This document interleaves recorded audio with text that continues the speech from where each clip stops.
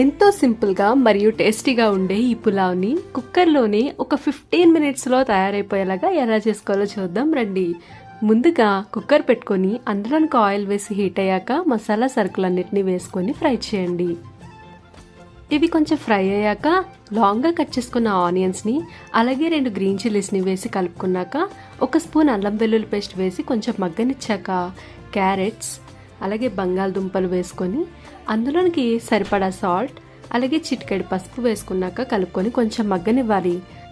ఇప్పుడు పిడికెడు పుదీనా వేసుకున్నాక కొంచెం మగ్గనివ్వాలి. తర్వాత ఒక లాంగ్గా కట్ చేసుకున్న టమాటో వేసుకున్నాక కొద్దిగా కారం అలాగే బిర్యానీ మసాలా వేసుకొని బాగా కలుపుకొని మగ్గనివ్వాలి. ఇప్పుడు ముందుగానే నానబెట్టుకున్న బియ్యాన్ని 2 గ్లాసుల చొప్పున వేసుకొని బాగా కలుపుకోవాలి. ఇలా కలుపుకున్నాక 1 గ్లాస్కి 1.5 చొప్పున నీళ్లు పోసుకొని ఈ విధంగా కుక్కర్ మూత పెట్టుకొని హై ఫ్లేమ్లో ఒక విజిల్ అలాగే మీడియం ఫ్లేమ్లో ఒక విజిల్ వచ్చాక కట్టేస్తే అంతే అండి.